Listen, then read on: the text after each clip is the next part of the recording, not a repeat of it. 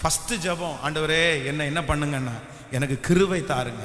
ரெண்டாவது ஜெபம் என்னன்னா, என்னை வளர்த்துங்க ஆண்டவரேன்னு நீங்கள் ஜெபம் பண்ணணும். நான் உங்களால் ஆசீர்வதிக்கப்படணும். சொல்லுங்க பார்க்கலாம் எல்லாரும். யாரால? எல்லாரும் சொல்லுங்க, யாரால் ஆசீர்வதிக்கப்படணும்? கையை உயர்த்தி சொல்லுங்க, ஆண்டவரே நான் உம்மாலே.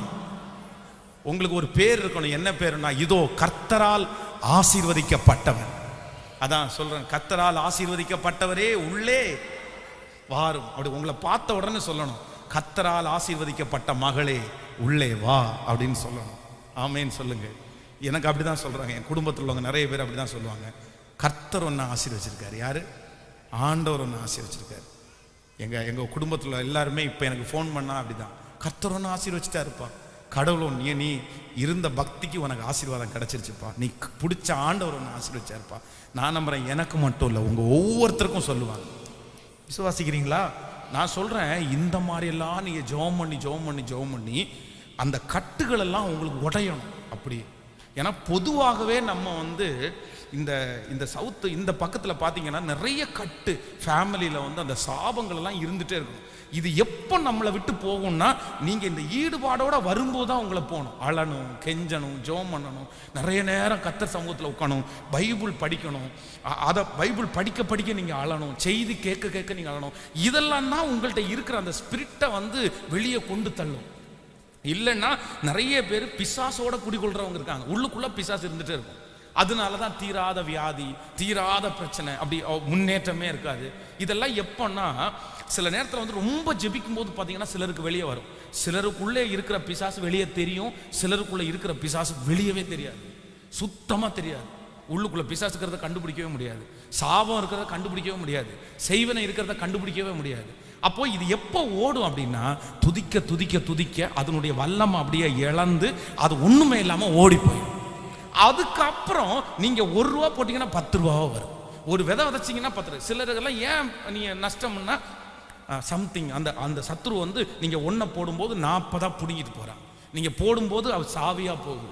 அப்போ வாலிப தம்பிங்களும் அப்படிதான், உனக்குள்ள முழுக்க இருக்கிற சாபம் இருக்கவே கூடாது, செய்வனைகள் இருக்கவே கூடாது, பிசாசு இருக்கவே கூடாது. அப்படி இருந்தா நீங்க சின்ன வேலை செஞ்சாலும் அதுல ஒரு பெரிய லாபத்தை, ஆசீர்வாதத்தை கத்த தருவார். ஆமே. அதுக்கு மிக முக்கியம் என்ன அப்படின்னா, அதான் பாடுவார்ல பெர்க்மன்சியா, ரொம்ப பாடு, துதி எடுத்தால் சாத்தான் ஓடுவான், முறுமுறுத்தால் திரும்பி வருவான், துதித்து பாடி மதிலை இடிப்போம், புகழ்ந்து பாடி எரிகோ பிடிப்போம். துதி எடுத்தால் சாத்தான் ஓடுவான், முறுமுறுத்தால் திரும்பி வருவான். சத்தான் எப்படி ஓடுவானாமா? கேட்கல. முறுமுறுத்தா திரும்பி வருவானாமா. அப்போ நம்முடைய வாயில முறுமுறுக்கிறதுக்கு கூடாது, துதிச்சிட்டே இருக்கணும். ஆண்டவர் உங்களை ஆசீர்வதிக்கட்டும், நடத்தட்டும். நான் இன்றைக்கு இந்த செய்திக்காக நான் ஜெபிக்கும் போது, கடந்த நாட்களிலே இந்த இரவிலே ஆண்டவர் கோபத்தை குறித்து பேசும்படியாக ஆண்டவருடைய இருதயத்திலே பேசினேன். அப்போ நான் அப்படியே ஒரு தடுமாற்றத்தில், ஆண்டவரே இந்த கோபத்தை குறித்து ஏற்கனவே நிறைய மெசேஜ் எல்லாம் பேசியாச்சு. சமீபமாய் தான் 2-3 மாதங்களுக்கு முன்னாடி கூட கோபத்தை குறித்து செய்தி பேசியிருக்கிறேன். எங்கள் ஜனங்களை பார்த்தா ஒன்றுமே கோபப்படுற ஆட்கள் மாதிரியும் தெரில, எல்லாரும் ரொம்ப சாதுக்களை மாதிரி இருக்கிறாங்க. ஸோ எங்கள் ஜனங்களுக்கெல்லாம் தேவை, எல்லாம் ஆட்டுக்குட்டி மாதிரி முகத்தை வச்சுட்டு இருக்காங்க அப்படின்னு நான் கொஞ்சம் தடுமாற்றமாய் அப்படியே ஜெபிச்சுட்டே இருக்கும்போது, ஆனால் ஆண்டவர் என்னுடைய இருதயத்தில் கண்டிப்பாக இல்லை, நீ கோபத்தை குறித்து அந்த வார்த்தையை நீ பேசணும். நிறைய பேர் கோபப்படுறாங்க, கோபத்தினால ஒரு சில ஆசீர்வாதங்கள் அல்ல, சிலருடைய வாழ்க்கையே நிறைய பேர் இழக்கிறாங்க. கோபம் அவங்களை அழிக்கிற சக்தி அப்படின்றதை குறித்து ஆண்டவர் என்னுடைய இருதயத்தில் பேசிக்கொண்டே இருந்தார். அப்ப இன்றைக்கு கோபத்தை குறித்து தான் ஆண்டவர் என்னோடு பேசுகிறார். கவனிங்க, வேதம் சொல்லுது, மனுஷனுடைய கோபம் தேவனுடைய நீதியை நடப்பிக்க மாட்டாது. அடுத்த வார்த்தை சொல்லுகிறது, மிஞ்சும் கோபத்தை நீர் அடக்குவி, மிஞ்சும் கோபத்தை நீர் அடக்குவி. சிலருடைய வாழ்க்கையில சாதாரணமான கோபம் இருக்கும். ஒரு முதலாளி ஒரு தொழிலாளி கிட்ட சில நேரத்தில் கோபப்பட்டு தான் ஆகணும். ஒரு பாஸ்டர் இருக்கிறார் அப்படின்னு சொன்னா அந்த பாஸ்டர் வந்து கீழே யாராவது ஒருத்தர் தவறு பண்ணும்போது நீ ஏன் இப்படி பண்ண, நீ இப்படி பண்ணக்கூடாது அப்படின்ற அந்த சில சின்ன சின்ன கோபங்கள் வருகிறது ஒன்றும் பெரியல. ஆனா சிலருடைய வாழ்க்கையில என்ன கோபம் இருக்கு அப்படின்னா மிஞ்சின கோபம். அந்த மிஞ்சின கோபம்னா என்ன அப்படின்னா நான் ஒப்புரவாக மாட்டேன், நான் பேச மாட்டேன், நான் இப்படிதான் இருப்பேன், நான் சாப்பிட மாட்டேன், நான் அந்த பாரியத்தெல்லாம் பண்ண முடியாது அப்படின்னா தங்களுடைய வாழ்க்கையிலே வந்து சிலர் வந்து சில காரியத்தை என்னதான் ஆண்டவர் பேசினாலும் என்னதான் சூழ்நிலை வந்தாலும் நான் இப்படித்தான் இருப்பேன் அப்படின்னு நினைச்சு கோபமா இருக்கிற யாரா இருந்தாலும் இன்றைக்கு ஆண்டவர் வாக்கு கொடுக்கிறார், சொல்றாரு உங்க கோபத்தை ஆண்டவர் என்ன பண்ணிடுவாராமா, அவரே ஒரு நாள் அடக்கிடுவாரு. அப்படி இருக்கக்கூடாது, நீங்க இருக்கக்கூடாது. இல்ல நான் அந்த எடுத்த முடிவு எடுத்ததுதான், பண்ணுனதான், ஓகே நடந்துருச்சு, பண்ணியாச்சு, என்ன பண்றது, அதுக்காக ஒரு தண்டனை நம்ம கொடுத்தாச்சு, அதற்காக ஒரு காரியத்தை நம்ம பேசி முடிச்சிட்டோம். இல்ல நான் வந்து மரணம் வரைக்கும் அப்படிதான் இருப்பேன் அப்படின்னு சொன்னா ஆண்டவர் சொல்லுகிறார், அப்படி கோபமாய் யார் இந்த சத்தத்தை கேட்டுக்கொண்டிருந்தாலும் மிஞ்சின கோபம் உங்களுக்கு இருக்குமானால் ஆண்டவர் பேசியும் நீங்க மாறல, ஆண்டவர் சூழ்நிலையை கொடுத்தும் நீங்க மாறல, நீங்க ரொம்ப மிஞ்சி போயிருக்கிறீங்க. ஊழியக்காரர் வந்து பேசியாச்சு நீங்க மாறல, பெரியவங்க வந்து பேசியாச்சு நீங்க மாறல, இன்னும் உங்களுக்கு சூழ்நிலை எல்லாம் வித்தியாசம் வந்துச்சு நீங்க மாறல. நீங்க மாறல அப்படின்னா கர்த்தருடைய பிள்ளைகளே ரொம்ப ஜாக்கிரதையா இருங்க. யாரெல்லாம் மிஞ்சி கோபப்படுறீங்களோ அவர்களுடைய கோபத்தை மனுஷன் அடக்க மாட்டான். ஆனா சில நேரத்துல கர்த்தரை அடக்குவதற்கு சில காரியத்தை கட்டளையிடுவார், சில சூழ்நிலையை கட்டளையிடுவார். அன்றைக்கு உங்களுடைய கோபத்தை நீங்க வச்சு வாழ முடியாது, அன்றைக்கு உங்க கோபத்தோட நீங்க டிராவல் பண்ண முடியாது. நீங்கள் எவ்வளவு கோபம் உள்ளவர்களா இருந்தாலும் நீங்க வந்து கீழே விழுகிற மாதிரி ஒரு சூழ்நிலை கர்த்தர் கட்டளையிட்டுருவாரு. அதனால மிஞ்சின கோபம் உங்களுக்கு வேண்டாம், அப்படியே சரி பண்ணிடணும், அப்படியே ரெடி ஆயிரணும். சிலரெல்லாம் 5 வருஷமா அந்த கோபம், அதுக்கு பேர் தான் மிஞ்சின கோபம். 1 மாசமா இருக்கிற கோபம் தான் மிஞ்சின கோபம், 1 வாரமா இருக்கிற கோபம் தான் மிஞ்சின கோபம். இல்ல நம்ம என்ன அவ்வளவு பெரிய பரிசுத்தவான்களா, நம்ம என்ன ஒரு தப்பும் பண்ணாதவர்களா, நம்முடைய வாயிலிருந்து ஒரு வார்த்தையும் புறப்படலையா? எல்லாருக்குள்ளேயும் தவறுகளும் எல்லாருக்குள்ளேயும் ஆண்டவருக்கு விரோதமான செயல்களும் இருக்கிறது. ஆனால் நம்முடைய தவறுகளை எல்லாம் கர்த்தர் பார்த்து அதற்கு கர்த்தர் கோபிச்சுட்டு இருந்தார் அப்படின்னா நம்ம யாரும் இந்த இடத்துல உயிரோடையே இருக்க முடியாது. ஆனால் ஆண்டவர் நம்மேல் இரக்கம் உள்ளவராய், கிருபை உள்ளவராய், மன்னிக்கிற தேவனாய் இருந்து நம்ம கர்த்தருடைய சமூகத்துல ஒப்புரவாகும் போது அவருடைய கோபத்தை எல்லாம் விட்டு நம்மேல் இறங்கி இன்றைக்கு அதனாலதான் இந்த மாசத்துல கர்த்தர் நம்மளை உட்கார வச்சிருக்கிறாரு, இந்த இடத்துக்கு வர வச்சிருக்கிறாரு, இந்த சத்தத்தை கேட்க வச்சிருக்கிறாரு. அவர் கோபப்பட்டு இருந்திருந்தாரே ஆனால் நம்மளால நிலைநிட்டு இருக்க முடியாது. அதனால மிஞ்சின கோபமா இருக்காதீங்க, மிஞ்சின கோபமா இருக்காதீங்க. வேதத்திலே நான் இந்த வசனத்தை தியானித்து கொண்டிருக்கும் போது ஆண்டவர் தேவ மனுஷனாகிய இந்த மோசேயை ஆண்டவர் காண்பித்தார். மோசே என்று சொல்லுகிற இந்த மனிதனை குறித்து உங்களுக்கு தெரியும். அவன் இந்த ஊழியத்திற்கு வரவே வேண்டான்னு நினைச்ச போதிலும் ஆண்டவர் இந்த மோசையை நடத்தின விதத்தை பார்த்தீங்கன்னா ரொம்ப அழகா இருந்துருச்சு. ஆண்டவர் ஆதியிலே ஒரு மனுஷன் மேல ஒரு திட்டத்தை வச்சுட்டாருன்னா அந்த மனுஷனை கைவிட மாட்டார் என்கிறதற்கு வந்து மோசே ஒரு மிகப்பெரிய ஆதாரம். ஏன்னா ஒரு நைல் நதியில ஆயிரக்கணக்கான குழந்தைகள் மரித்து போறாங்க. ஆனா அதே வயசுல இருக்கிற அந்த நைல் நதியில எத்தனையோ பேருடைய மரண சடலங்கள் மிதக்கிறது. ஆனா அந்த நைல் நதியில ஒரு குழந்தை மட்டும் உயிரோட மிதக்குது. அப்ப நான் நம்புறேன் கர்த்தருடைய தரிசனத்தை ஒரு பிள்ளை மேல கர்த்தர் வச்சுட்டார் அப்படின்னா நான் நம்புறேன் உலகமே அழிஞ்சாலும் உங்களை கர்த்தர் உயிரோட காப்பாற்றுவாரு. உங்களை கர்த்தர் அழிக்கிறதுக்கு ஒப்பு கொடுக்க மாட்டாரு, உங்களுக்கு ஒரு பாதுகாப்பை கர்த்தர் தருவாரு. அப்போ ஆண்டவர் இந்த மோசையை பார்த்தீங்க அப்படின்னா அதுல இருந்து அவ்வளோ அழகாய் கர்த்தர் தப்பு வைக்கிறார், அவனை பத்திரப்படுத்துவார். இப்போ பார்த்தீங்கன்னா அந்த குழந்தைக்கு வந்து கரெக்டாக அந்த பால் எல்லாம் கொடுக்க வேண்டியது இருக்குது, அந்த குழந்தைய பராமரிக்கணும். அந்த குழந்தைய பராமரிக்கிறதுக்கு எவ்வளோ ஆச்சரியம் பாருங்க. ஆண்டவர் முன்குறிக்கிற ஒரு பிள்ளைக்கு அவங்க அம்மாவே சம்பளத்துக்கு அவனை பார்த்துக்கிற மாதிரி ஒரு சூழ்நிலை வந்து பாருங்களேன். சரி, எவ்வளவு பெரிய விஷயம். அவனோடு கூட பிறந்த எல்லா பிள்ளைகளையும் அவங்க அம்மா அப்பா சாக கொடுத்துட்டாங்க. அந்த பிள்ளைக்காக வருத்தப்பட்டு இருக்கும் போது தன்னுடைய பிள்ளைய வளர்த்துறதற்காக தனக்கு சம்பளம் கொடுத்து வைக்கிற அளவிற்கு ஆண்டவர் அந்த இடத்துல ஒரு இரக்கம் பாராட்டி இருக்கிறார் பாருங்க. அதுதான் ஆண்டவராலே முன்குறிக்கப்பட்ட தேவனுடைய பிள்ளை. அழகா கொண்டு வந்தாரு. இப்போ இந்த மோசே வளர்ந்து பெரியவன் ஆயிட்டான். இப்ப என்ன நினைக்கிறார் அப்படின்னா, மோசைக்கு ஆண்டவர் மேல பாசம் இருக்குது. ஏன்னா பைபிள் சொல்லுது, அநித்தியமான பாவ சந்தோஷங்களை அனுபவிக்கிறதை பார்க்கலும் தேவனுடைய பிள்ளைகளோடு சேர்ந்து துன்பத்தை அனுபவிக்கிறதே அவர் என்ன பண்ணிட்டாராமா. அப்போ ராஜ வாழ்க்கை வாழ்ந்தாலும், பெரிய அரண்மனையில குடியிருந்தாலும், பெரிய பாவம் நிறைஞ்ச இடத்துல குடியிருந்தாலும், அவனுக்கு மோசேக்கு அதன் மேல இன்ட்ரெஸ்டே இல்லை, அதன் மேல நாட்டமே இல்லை. சில இடத்துல உங்களுக்கு நல்ல சோறு இருக்கும், சில இடத்துல உங்களுக்கு நிறைய பணம் இருக்கும், சில இடத்துல நிறைய மரியாதை இருக்கும், சில இடத்துல நிறைய அங்கீகாரம் இருக்கும், சில இடத்துல நிறைய உயர்வு உங்களுக்கு இருக்கும். ஆனா அந்த இடத்துல எதை மட்டும் நீங்க மிஸ் பண்ணுவீங்கன்னா, பரிசுத்தத்தை நீங்க மிஸ் பண்ணுவீங்க. அந்த இடத்துல நீங்க ஆண்டவரை தவற விடுவீங்க. நான் நம்புறேன், ஆண்டவர் இல்லாத ஒரு இடத்துல பணம் இருந்தாலும், பெருமை இருந்தாலும், பதவி இருந்தாலும், அதை வெறுக்கிற ஆண்டவருடைய பிள்ளையை தான் கர்த்தர் 20 லட்சம் ஜனங்களுக்கு தலைவனாய் கர்த்தர் மாற்றுவார். என்னை கேட்கிற அன்பு என் தேவனுடைய பிள்ளையே, நீ இருக்கிற இடத்துல ஆண்டவரை தவிர எல்லாம் இருக்கா? நான் நம்புறேன் அந்த இடம் உனக்குரிய இடம் அல்ல. ஆனா அதே நேரத்தில் ஆண்டவர் அந்த இடத்துல இருக்கிறாரு. வேற எதுவுமே இல்லைன்னு நினைச்சாலும் கர்த்தர் அதே இடத்துல உன்னை அலங்கரித்து பலப்படுத்தி உயர்த்தி உன்னை மகிமையாய் கொண்டு வருவதற்கு வல்லவராய் இருக்கிறார். அப்போ ஒரு தேவனுடைய பிள்ளை என்ன பண்ணணுமாமா? அநித்தியமான பாவ சந்தோஷங்களை வெறுக்கணுமா?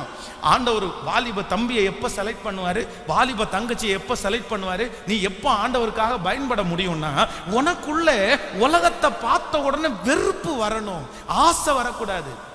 அவனை மாதிரி செய்யணுன்ற விருப்பம் வரக்கூடாது, அவனை மாதிரி ட்ரெஸ் பண்ணிக்கணும்னு விருப்பம் வரக்கூடாது, அவனை மாதிரி ஃபோன் பேசணும்னு விருப்பம் வரக்கூடாது, அவனை போற அதை இதை பார்க்கணுன்ற விருப்பம் வரக்கூடாது. ஆனா உங்களை அறியாமலே உங்களுக்குள்ள என்ன வரணும்னா வெறுப்பு வரணும். நீங்கள் வெறுப்பு வந்துச்சுன்னா நான் நம்புறேன் ஆண்டவர் உங்களை ஏவ தொடங்குறார். கர்த்தர் உங்களை பார்த்துட்டு இருக்கிறார். கர்த்தர் உங்களை அவங்கள விட்டு கொஞ்சம் கொஞ்சமா வேறு பிரிக்கிறார். கர்த்தர் உங்களை கொண்டு ஏதோ ஒன்று செய்ய போறார். அடுத்த எழுப்புதலுக்கு நீ பயனுள்ள பாத்திரமா மாற போற. கர்த்தருக்கும் உனக்கும் ஒரு தொடர்பு வந்துருச்சு. நீ உலகத்துக்குரியவள், உலகத்துக்குரியவன் அல்ல. ஆண்டவர் உன்னை ஏதோ ஒன்ன செய்ய விரும்புகிறார். அப்படி உலகத்துல இருக்கிற பிள்ளைகள் செய்கிற தவற உங்களுக்கு செய்கிறதற்கு விருப்பம் இல்லைன்னா நான் நம்புறேன் ஆண்டவருடைய கண்ணு உங்க மேல பற்றுச்சு, கர்த்தருடைய நிழல் உங்க மேல விழுந்துருச்சு. கரங்களை நன்றாய் தட்டி, அப்படி இருக்கிறவங்க எல்லாம் நல்ல கரங்களை தட்டி, நன்றி ஆண்டவரே, நன்றி ஆண்டவரே, நன்றி ஆண்டவரே. அநித்தியமான பாவ சந்தோஷத்தை வெறுக்கிறதற்கு எனக்கு ஒரு நல்ல இருதயத்தை, ஹல்லேலூயா, என்ன நீங்க தெரிஞ்சு கொண்டதற்காக நன்றி. அப்போ அநித்தியமான பாவ சந்தோஷங்கள் உங்களுக்கு சந்தோஷமா இருக்கக்கூடாது. ஐயோ பண்ணலாம், எனக்கு இது கிடைக்கலையே அப்படின்னு நினைக்க கூடாது. இந்த வாய்ப்பு கிடைக்கலையே நினைக்க கூடாது. எனக்கு கிடைக்காதது நல்லதுன்னு நீங்க நினைக்கணும். அப்பதான் கர்த்தருடைய கிருபை. அப்ப இந்த மோசே எல்லாத்தையும் அனுபவிக்கிறத விட்டுட்டு தேவனுடைய பிள்ளைகளோடு சேர்ந்து துன்பத்தை அனுபவிக்கிறது. அப்ப எப்படியாவது இந்த ஜனங்களை மீட்டு எடுக்கணும்ன்ற ஒரு எண்ணம் மோசைக்குள்ள அந்த வீட்டில் இருக்கும் போதே உண்டாகிறது. ஆனா நான் நம்புறேன், ஜனங்களை மீட்டு எடுக்கிறது இந்த உலகத்துல இருக்கிறவங்க சொல்லுவாங்க, முள்ளால எடுக்கணும்னு சொல்லுவாங்க. என்னவா கேட்கல? முள்ளால தான் எடுக்கணும்னு நினைப்பாங்க. ஆனா முள்ளால எடுக்க முடியாது, முள்ளால எடுக்க முடியாது. அது தவறான. ஆண்டவர் சொல்றாரு, தீமையை தீமையினால வெல்லுன்னு சொல்லல. முள்ளால எடுக்கிறதுக்கு என்ன வசனம் அப்படி தெரியுமா? தீமையினால வெல்லுன்றதான் முள்ளால எடுக்கிறது. அதுக்கு தான் அந்த வசனம். ஆனா ஆண்டவர் என்ன சொல்றாரு அப்படின்னா, தீமையை நன்மையினால வெல்லு. தீமையை நன்மையினால தான் ஜெயிக்க முடியும். கர்த்தருடைய வார்த்தை. அப்போ மோசைக்குள்ள ஒன்று எழும்புது, இல்ல இவங்களை இப்படி சும்மா விட்டா சரி வராது, நம்ம இந்த ஜனங்களை எப்படியாவது மீட்டெடுக்கணும்னு அவனுடைய கோபம் அவனுக்குள்ள எழும்புது. பாருங்க, கோபம் வந்த உடனே ஒரு மனுஷனை கொண்டு போட்டுறான். அந்த கோபமே அங்க இருந்து 40 ஆண்டுகள் தூர இடத்திற்கு அவனை கொண்டு போகக்கூடிய சூழ்நிலையில தள்ளப்பட்டது. இன்றைக்கு 3 காரியத்தை உங்களுக்கு முன்பாக நான் சொல்லி உங்களுக்காக ஜெபிக்க போறேன். என்ன அப்படின்னா, சில நேரத்தில் ஆண்டவருடைய பிள்ளைகளுடைய கோபம் சில முடிவை எடுக்கிறதற்காக உங்களை வழி நடத்துகிறது. ஆனா கோபத்துல நீங்க எடுக்கவே கூடாது, இந்த முடிவை எடுக்க கூடாது. இந்த 3 சூழ்நிலைகள் வந்தாலும் இந்த முடிவை நீங்க எடுத்துறாதீங்க அப்படின்ற ஒரு 3 காரியத்தை இன்றைக்கு உங்களோடு பேச போகிறேன். நன்றாய் கவனிங்கள். கோபத்துல ஆண்டவருடைய பிள்ளைகள் எடுக்கிற முடிவில் நீங்க என்னவா இருக்கணும்னா ரொம்ப கவனமா இருக்கணும். ஒரு கிட்டத்தட்ட ஒரு 6 ஆண்டுகள் இருக்கும் என்று நினைக்கிறேன். நான் வந்து சென்னையில இருக்கிற கோயம்புத்தூர்ல இருக்கிற இந்த ஜெயில், நம்ம கோயம்புத்தூர்ல ஒரு பெரிய ஜெயில் இருக்குது. இந்த ஜெயிலில் வந்து போகக்கூடிய ஒரு சூழ்நிலை எனக்கு கிடைத்தது. கிட்டத்தட்ட ஒரு 6 மணி நேரமாவது இருக்கும். ஒரு லாங் டைம், நிறைய நேரம் வந்து அந்த ஜெயிலில் இருக்கிற கைதிகளோட வந்து எனக்கு வந்து ஒரு டைம் கிடச்சிருச்சு. அவங்களோட ஷேர் பண்ணுறது, பேசுகிறதுக்கு, அவங்கள எல்லாம் போய் விசிட் பண்ணுறதுக்கு, யாரெல்லாம் எங்கே இருக்கு அப்படின்னு பார்க்கறதுக்காக இல்லை ஒரு சான்ஸ் ஒன்று கிடச்சி. அதனால் நான் உள்ளே போயிட்டேன். அப்போ வந்து நிறைய பேர் என்கிட்ட வந்து ஒவ்வொருத்தரும் பார்த்து பேசிட்டு சிலருக்கு வந்து ஜோம் பண்ணி அப்படியெல்லாம் அனுப்பிட்டு இருக்கும்போது ஒரே ஒருத்தர்கிட்ட கேட்டேன். அவர் பார்க்கும்போது ரொம்ப சாதுவான ஒரு மனிதனாக இருந்தார். அப்போ அவரை பார்த்து கேட்டேன், ஐயா நீங்கள் வந்து இந்த ஜெயிலில் வர்றதற்கு என்ன மிஸ்டேக் நடந்துருச்சு, ஏன் என்ன ஆச்சு, உங்களுக்கு என்ன பிரச்சனை அப்படி. அப்போ அவர் ரொம்ப ஷாக்கான ஒரு நியூஸ் சொன்னார். அவர் சொன்னார், ஃபாதர் நான் வந்து எங்கள் மனைவியை ரொம்ப நான் நேசிப்பேன், ஆனால் எங்கள் 2 பேருக்குள்ளேயும் ஒரு பெரிய வாக்குவாதம் வந்துருச்சு, அந்த சண்டை ரொம்ப பெருசாக முத்திருச்சு, உடனே எனக்கு கோபத்தை என்னால் அடக்கவே முடியல. நான் என்ன பண்ணிட்டேன் அப்படின்னா, எப்பவுமே நான் கோபப்பட்டேன்னா ஏதாவது ஒன்று தூக்கி எறிகிறதுக்கு எனக்கு வழக்கம். அதனால என் கையில் வந்து ஒன்று மாட்டிருச்சு, அது கட்டையாக இருந்துச்சு, நான் எடுத்து அவன் மேலே வந்து நான் வீசிட்டேன். அவளுக்கு கரெக்டாக கழுத்தில் இந்த இடத்துல பட்டுருச்சு. அது என்னன்னா அருவாமனை. இந்த அருவாமனை அவளுடைய கழுத்துல பட்ட உடனே நிறைய பிளட் லாஸ் ஆகி இவர் பிளட்டை பார்த்தோன்னா பயந்துட்டாரு, வெளியே போயிட்டாரு. அந்த அம்மா வந்து அந்த இடத்துலயே துடித்து இறந்து போயிட்டாங்க. இவர் ரொம்ப தூரம் போயிட்டார், ஏன்னா என்னமோ நடந்துருச்சு அப்படின்னு சொல்லி. ஆனா இவர்கிட்ட போலீஸ் தேடிட்டு இருக்கிறது எனக்கு அப்புறம் தான் தெரிஞ்சிருச்சு. அப்புறம் என்ன அரெஸ்ட் பண்ணிட்டாங்க. கிட்டத்தட்ட ஒரு 12 வருஷமா என்னமோ அவர் அந்த இடத்துல இருக்கிறேன் அப்படின்னாரு. வேற எந்த தப்பும் நான் பண்ணல, ஆனா நான் எடுத்த ஒரு கோபத்தினால எடுத்த ஒரு முடிவு என்னை இவ்வளவு தூரம் கொண்டு வந்து நிறுத்திருச்சு சார். நான் இவ்வளவு கஷ்டப்படுறேன். நல்லா கவனிங்க, நீங்கள் கோபத்தினாலே எடுக்கிற சில முடிவுகள் வந்து ஆரம்பத்தில் நல்லா இருக்கும், பிரச்சனை இல்லாத இருக்கிற மாதிரி தெரியும், பெலன் இருக்கும்போது அது ஒன்றும் பெருசா தெரியாது. ஆனால் ஒன்று நினைத்துக் கொள்ளுங்கள், கோபத்துல நீங்க எடுக்கிற சில முடிவுகள் வந்து வருங்காலத்துல உங்களுக்கு பெரிய ஆபத்தா மாறிடும். உங்களுடைய வாழ்க்கையில ஒண்ணுமே செய்ய முடியாத அளவுக்கு மாறிடும். சிலர் வந்து கோபம் வந்தா ஏதாவது தூக்கி வீசுறதெல்லாம் சிலருக்கு பழக்கமாயிருச்சு. ஆனா நான் நம்புறேன், ஆண்டவருடைய பிள்ளைகள் அப்படி செய்யலாமா? ஆண்டவருடைய பிள்ளைகளுக்கு அப்படி மிஞ்சி கோபம் வரலாமா? உங்க சரீரத்துல அடக்க முடியாத அளவுக்கு கோபம் வரலாமா? அப்ப கோபம் வந்தா நீங்க வாயை திறந்து எது வேணாலும் பேசுவீங்களா? கோபம் வந்துச்சுன்னா யாரையாவது ஒருத்தரை நீங்க அடிப்பீங்களா? அப்புறம் எப்படி நீங்க ஆண்டவருடைய பிள்ளை? எப்படி ஆண்டவருடைய பலன் உங்களுக்குள்ள இருக்கிறது? தப்பு பண்ணாதீங்க. கோபத்தினால உங்க மனசு சொல்ற முடிவுல நான் நம்புறேன் பெரிய சாபத்தை நீங்க சம்பாதிச்சிடக்கூடாது. பெரிய சாபத்தை நீங்க சம்பாதிச்சிடக்கூடாது. நான் இதெல்லாம் உங்களுக்கு சொல்லணும், அதுக்காக தான் சொல்றேன். நான் என்னன்னா, ஒரு வாலிப தம்பி தன்னுடைய தகப்பனாரை வந்து நல்ல ஒரு தகப்பனை ஒரு பையன் திட்டுறான். நீ அப்படிப்பட்டவன் அப்படின்ற மாதிரி திட்டுறான். நான் சொல்றேன், இன்னைக்கு வரைக்கும் அவனுடைய வாழ்க்கையை பார்க்குறாங்க, அவனுடைய வாழ்க்கையில ஒரு முன்னேற்றம் கூட இல்லை. அவனுடைய தகப்பனார் வந்து அந்த வார்த்தையை அவன் சொல்லி, அவனுடைய கோபத்தின் நிமித்தமாய் அவன் சொன்ன வார்த்தையை சொல்லும் போது அவங்க அப்பாவுடைய இருதயம் அழுது அப்படியே அவருடைய குமுறாரு. அவருடைய குமுறல் வந்து இன்னைக்கு அவனுக்கு சாபமா மாறி இன்னைக்கு வரைக்கும் அவனால எதுவும் செய்ய முடியல. அதனால சில நேரத்தில் இந்த பிள்ளைங்க, வாலிப தம்பிங்க, தங்கச்சிங்க, நான் சொல்றேன், உனக்கு இந்த வயசுல எப்படிப்பா கோபம் வரும்? உனக்கு எப்படி? அப்ப நீ ஆண்டவருக்கு ரொம்ப பிரியமான பிள்ளையே அல்லவா?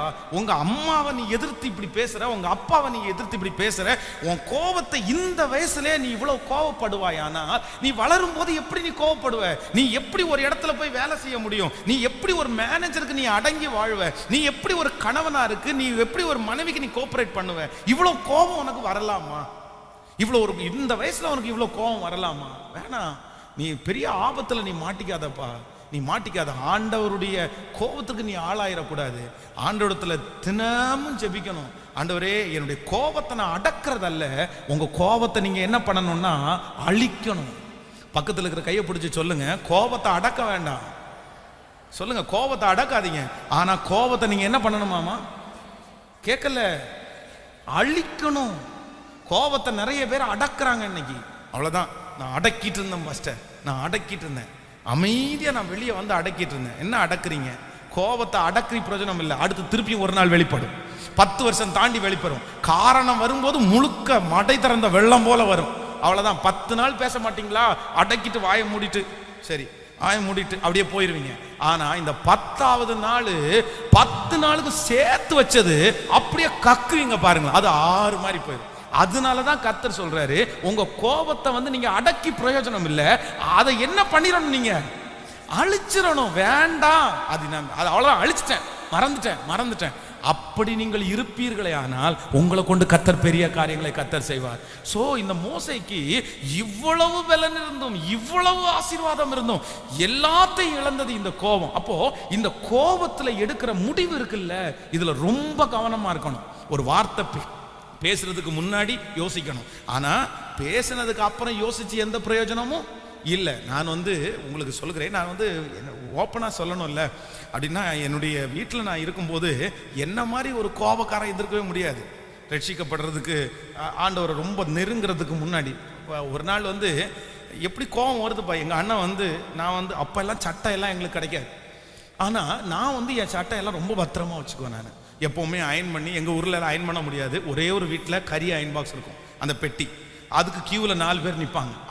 அது ஒரு வாரத்துக்கு முன்னாடியே சொல்ல வச்சு வாங்கி அதில் இந்த தேங்காய் தொட்டி எல்லாம் போட்டு நல்லா எரித்து அழகாக அயன் பண்ணி ஒரு சட்டையை மாட்டியிருக்கிறேன். நான் எதுக்கு, அடுத்த வாரத்துக்கு கல்யாணத்துக்கு. இந்த வாரமே மாட்டிட்டேன். நான் என்னென்னு தெரியுமா, எனக்கு தெரியாமல் என் அண்ணனும் நானும் ஒரே கிளாஸ் தான் படிக்கிறோம். அவன் என்ன பண்ணிட்டான் அப்படின்னா, எனக்கு தெரியாமல் அந்த சட்டையை போட்டு சினிமாவுக்கு போயிட்டான். அவன் எப்போவுமே ஒரு சினிமா பார்த்துட்டு இருந்தான், 3 சினிமா பார்ப்பான். சினிமான்னு போயிட்டானா 3 சினிமா பார்த்துட்டு வரும்போது சட்டையை போட்டு திருப்பி அன்னைக்கு நைட்டும் படுத்து தூங்கிட்டான். இவன் நைட்டில் அன்னைட் வந்துட்டான், சட்டையை போட்டு தூங்கிட்டான். காலையில் முழிச்ச உடனே எரிஞ்சிச்சு பார்க்குறேன், ஏன் சட்டை அதுவும் எப்படி இருக்குது, அப்படியே கறிக்குள்ளே போட்டு எடுத்த மாதிரி இருக்குது.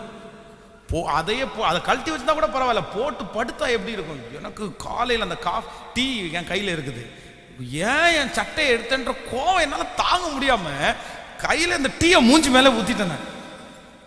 அவன் ஐயோ வேகுதுன்ட்டு ஓடுறான். ஓடி போய் அந்த கிணத்துக்கு பக்கத்தில் அந்த தண்ணியை எடுத்து மூஞ்சில ஊற்றிட்டு அப்படியே வந்துட்டான். என்னமோ கர்த்தர் கிருபை, அவனுடைய முகம் வெந்து போகல. ஆனால் ஆண்டவர் என் இருதயத்தில் பேசினாரு, இல்லை நீ எப்படி இப்படி கோவப்படலாம், நீ என்னுடைய பிள்ளையா, நீ ஆண்டவருடைய பிள்ளை தானே, நீ எப்படி கோவப்பட முடியும். இல்லை அப்போ ஒப்பு கொடுத்து நான் நம்புறேன், சாந்த குணம் உள்ளவர்கள் தான் பூமியை சுதந்திரிக்க முடியும். கோவப்படுறவங்க பூமியை சுதந்திரிக்க முடியாது. ஆண்டவர் உங்களை நம்பணும்னா உங்களுக்கு இருக்கக்கூடிய மிகப்பெரிய குவாலிட்டி என்ன அப்படின்னா சாந்த குணம். ஆமேன்னு சொல்லுங்க பார்க்கலாம். உங்கள் சாந்த குணம் கேட்கல, உங்க சாந்த குணம் கம்ஃபர்ட் சர்ச்சில் இருக்கிறவங்களுக்கு தெரிய கடவுது அப்படின்னு எழுதி இருக்குது. இல்ல உங்க சாந்த குணம் பாஸ்டர் பென்ஸுக்கு தெரிஞ்சிருக்க கடவுது அப்படின்னு எழுதி இருக்குது. கேட்கல, உங்க வீட்டுக்காரருக்கு தெரிஞ்சிருக்கணும், உங்க வீட்டுக்கார அம்மாவுக்கு. இப்போ சிலருக்கு என்னன்னா, ஊர்ல உள்ள எல்லாருக்கும் சாந்த குணம். உங்களை பார்த்து ஒரு சாட்சி சொல்ல சொன்னா, சர்ச்சில் உங்களை பார்த்து ஒரு சாட்சி சொல்ல சொன்னா நான் என்ன சொல்லுவேன்னு நினைக்கிறீங்க? நான் என்ன சொல்லுவேன் உங்களை பார்த்து? தங்கமான சிஸ்டருங்க, ஐயாவா, தங்கமான ஐயாங்க, ஐயோ என்ன அமைதி, என்ன சாஃப்ட், பேசும்போதே பவ்யமா பேசுவாரு. ஸ்தோத்திரம் பாஸ்டர்னு சொன்னா நம்ம கீழே விழுந்துருவோம், அந்த அளவுக்கு பேசுவார். ஐயோ அவ்வளோ, வந்தாலே செருப்பை கழட்டி போட்டு உள்ள உட்கார்ந்தாலே அவ்வளோ தாழ்மையாக உட்காருவார். ஆனால் உங்கள் சாந்த குணம் இங்கே தெரிஞ்சிருச்சு. ஆனால் உங்கள் வீட்டில் சாந்த குணம் கேட்டு பார்த்தா என்ன தெரியும்? ஆமாம், சாந்த குணம்னு பேரில் ஒருத்தங்க இருக்காங்க, ஆனால் அவங்களுக்கு சாந்த குணமே இல்லை. உங்கள் சாந்த குணம் எல்லா மனுஷருக்கும். அப்ப இன்னைக்கு ஒரு தீர்மானம் எடுங்க. ஆண்டவரே, என்னுடைய கோபத்துல ஒரு நாள் நான் அவசரப்பட்டு என்ன பண்ண மாட்டேன்னா, இந்த சத்தத்தை கேட்கிற யாரோ ஒருத்தர் ஆண்டவர் பேசிட்டு இருக்கிறாரு. நீங்க என்ன முடிவை மனசுல நினைச்சிட்டு இருக்கீங்கன்னு எனக்கு தெரியல, எந்த முடிவை எடுத்திருக்கீங்கன்னு தெரியல.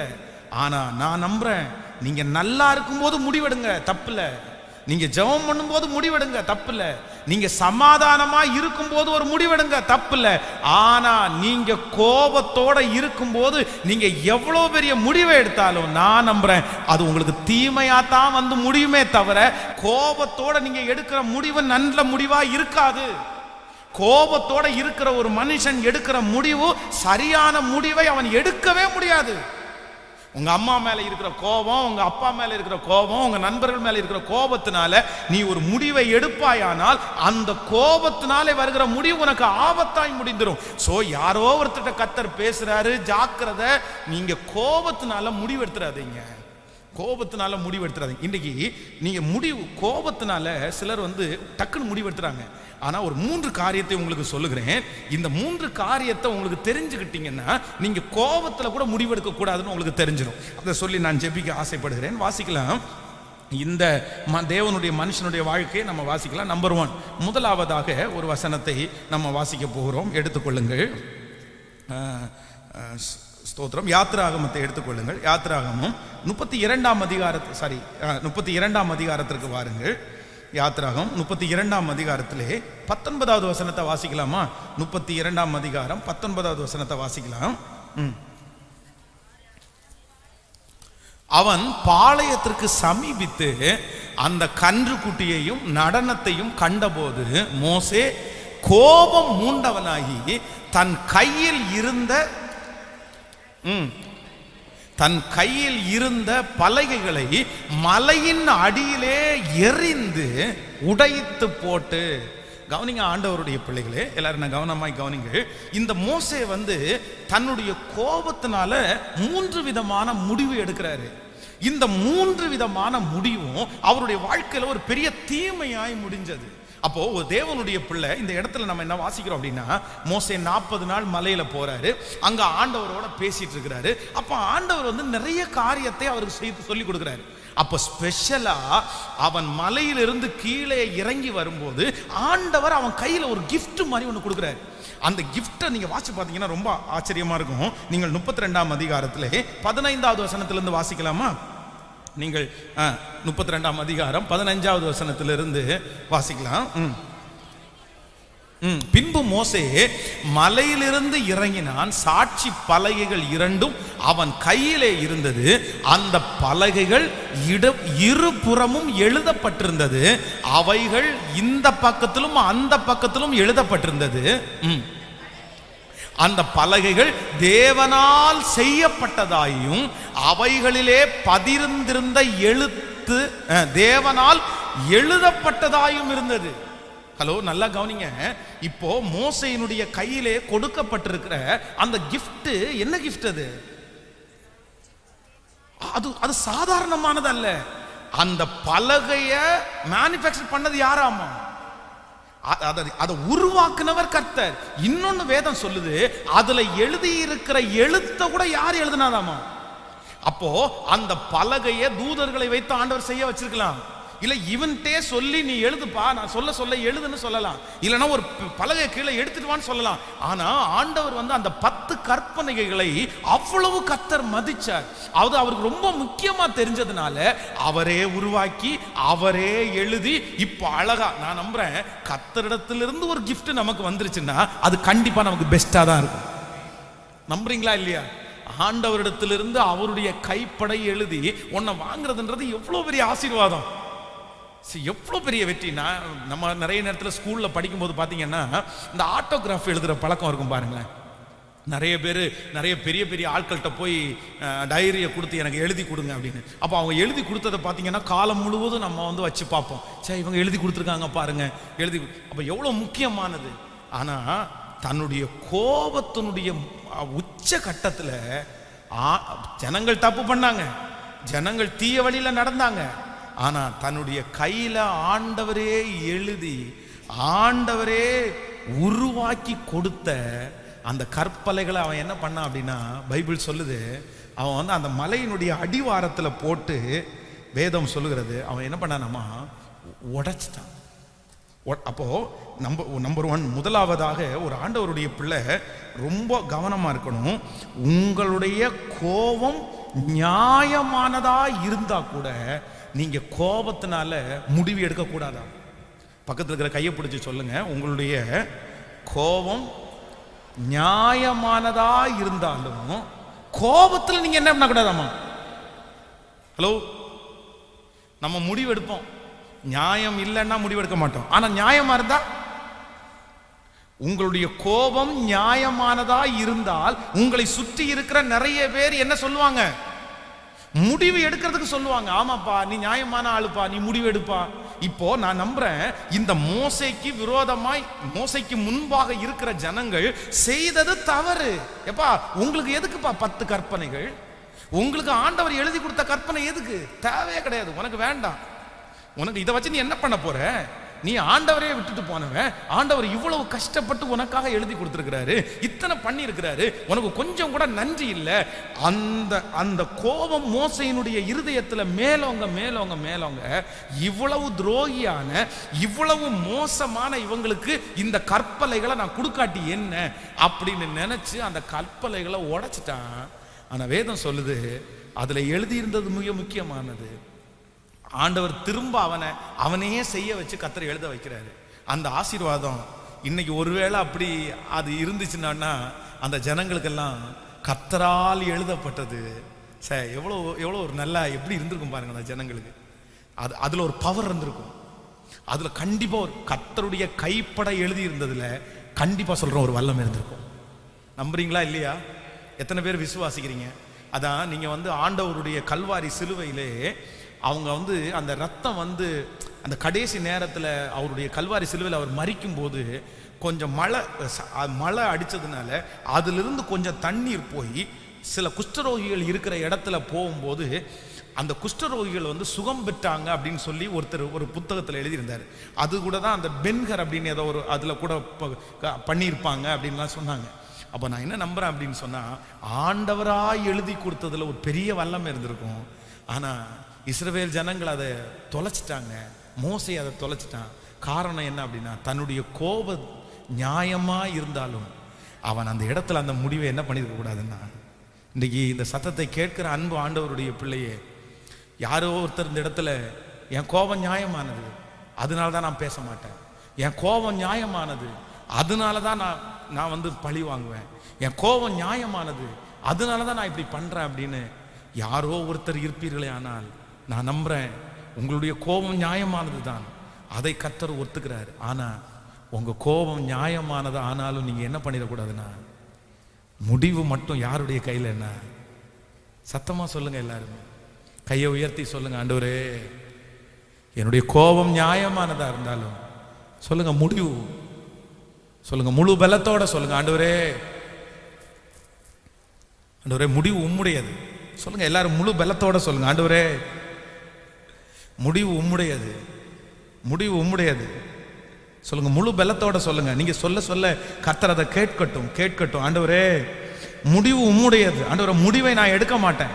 சொல்லுங்க, முழு பலத்தோட சொல்லுங்க, தகப்பனே நான் ஆண்டவரே இந்த சூழ்நிலையில நான் முடிவு எடுக்காதபடி என்னை நீர் காப்பாற்றுவீராகன்னு சொல்லி ஜெபம் பண்ணுங்க. தகப்பனே நீர் என்னை காப்பாற்றுவீராக, நீர் என்னை காப்பாற்றுவீராக, நீர் என்னை காப்பாற்றுவீராக, நீர் என்னை காப்பாற்றுவீராக. நீங்க எண்ணாகமம் 22ஆம் அதிகாரத்திலே 27வது வசனத்தை கூட வாசிக்கலாமா? எண்ணாகமம் 22ஆம் அதிகாரம் 27வது வசனத்தை வாசிக்கலாமா? 22ஆம் அதிகாரம் சீக்கிரம் 27வது வசனத்தில் வாசி. கழுதை கர்த்தருடைய தூதனை கண்டு பிலேயாமின் கீழ் படுத்து கொண்டது. பிலேயாம் கோபம் மூண்டவனாகி கழுதையை தடியினால் அடித்தான். உடனே கர்த்தர் கழுதையின் வாயை திறந்தார்.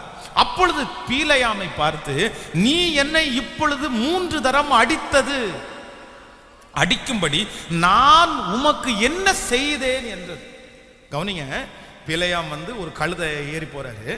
இப்ப அந்த கழுதை போகுது, முன்னாடி யார் நிக்கிறா? தூதன் இருக்கிறார். தூதன் நின்ன உடனே இந்த கழுதைக்கு தெரியுது, ஆனா யாருக்கு தெரியல? அதான் அந்த கழுதைக்கு தெரியுது, பிலேயாமுக்கு என்ன பண்ணல தெரியல. சிலது அப்படிதான், நமக்கு முன்னாடி தூதன் நிக்கிறதுக்கு நமக்கு தெரியாது, ஆனா கழுதை குட்டிக்கெல்லாம் தெரியும் பாருங்க. அப்ப இந்த கழுதை என்ன பண்ணுதுன்னா, அந்த தூதனுக்கு முன்னாடி போகாம அந்த செவர்புறமா போய் சேர்ந்து அது தப்பிக்கணும்னா போகுது. போன உடனே இவனுடைய கால் என்ன பண்ணுதுன்னா அந்த செவர்ல சராய்க்குது. கால் அடி கோவம் வருது ஏன்னா என்ன பண்ணிட்டு இருக்கிற, எதுக்கு இந்த பக்கம் நீ போன? கோவம் வருது. அடுத்த ஒரு டைம், இப்ப 3வது டைம் இவனுக்கு கோவம் ரொம்ப அதிகமாகி என்ன இப்படி பண்றேன்னு தடி எடுத்து அடிச்சான. ஒரு ஊழியக்காரன் வந்து தட்டி எடுத்து ஒரு முடிவு பண்ணி, இதுவரைக்கும் அந்த கழுதை இப்படி சொல்லுங்க ஒரு நாள் கூட நடந்ததில்லை, ஒரு நாள் கூட இந்த கழுதை இப்படி பண்ணது இல்லையே, இன்னைக்கு என்னமோ புதுசா நடக்குது, சரி என்னன்னு கேட்கலாம், என்னன்னு ஆராய்ஞ்சு பார்க்கலாம், அந்த புத்தி வரல. காலு சராச்ச உடனே இவருக்கு கோபம் எங்க ஏறுது சொல்லுங்க. நம்ம நிறைய பேருக்கு அப்படிதான். இதுக்கு கோபம் வந்துச்சு அப்படின்னா, இதுக்கு முன்னாடி செஞ்ச எந்த நன்மையும் நமக்கு முன்னாடி என்ன பண்ணாது. பக்கத்தில் கையை பிடிச்சி சொல்லுங்க, உங்களுக்கு ஞாபகம் இருக்கான்னு கேளுங்க.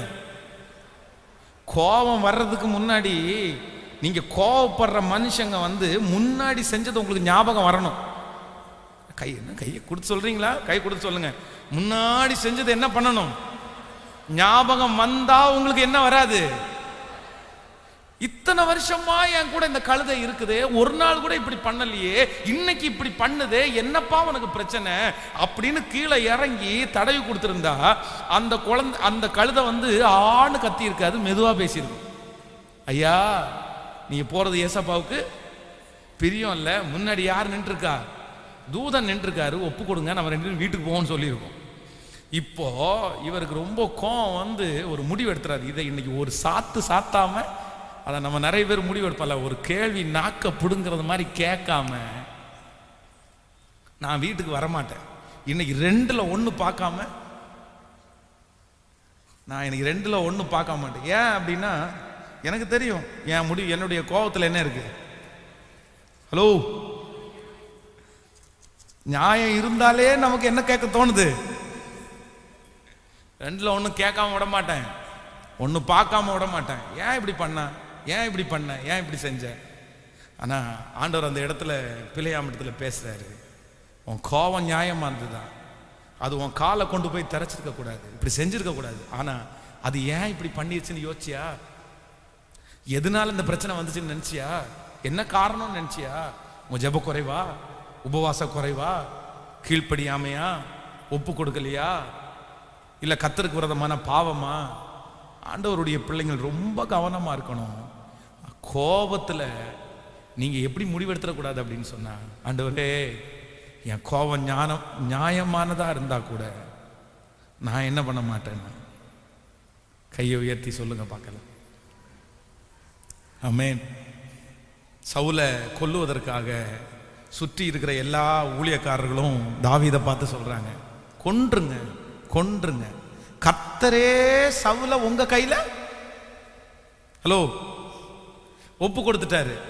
உங்களுக்கு சவுல் மேல இப்ப இருக்கிற கோபம் எல்லாம் என்னது? நியாயமானது. அந்த மனுஷன் சாக வேண்டியவன், உங்க கைனாலதான் அவன் சாகணும். ஆனா நியாயம் இவன் பட்சத்துல இருந்தாலும் தாவீது என்ன சொல்றான் அப்படின்னா, முடிவு யார் கையில்? என்ன சிஸ்டர், நியாயம் உங்க பக்கத்துல இருக்கலாம் சிஸ்டர், பிரதர் நியாயம் உங்க பக்கத்துல இருக்கலாம் பிரதர், ஆனா முடிவு யாருடையது? கேட்கல. சொல்லுங்க, ஆண்டவரை பார்த்து கையை கொடுத்து சொல்லுங்க, ஆண்டவரை முடிவு உம்முடையது. சொல்லுங்க, முழு பலத்தோட சொல்லுங்க, முடிவு உம்முடையது. எல்லாரும் முழு பலத்தோட சொல்லுங்க, முடிவு உம்முடையது ஆண்டவர்.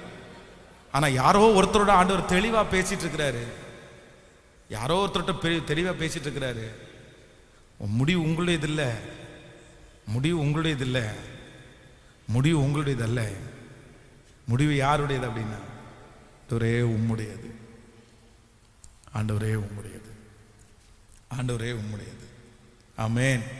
ஸோ நம்பர் 1, முதலாவதாக உங்களிடத்துல நியாயம் இருந்தாலும் கோபத்தில் நீங்க என்ன பண்ணிடக்கூடாதாமா? சமாதானமா இருக்கும்போது எடுங்க, கோபத்தில் இருக்கக்கூடாது. நம்பர் 2, இரண்டாவதாக இன்னொரு காரியத்தை கூட நம்ம வாசிக்கலாமா, எடுத்துக்கொள்ளலாம். நீங்கள் யாத்திராகமம் 2ஆம் அதிகாரத்தில் 12வது வசனத்தை வாசிக்க போறோம். யாத்திராகமம் 2ஆம் அதிகாரத்தில் 12வது வசனம்.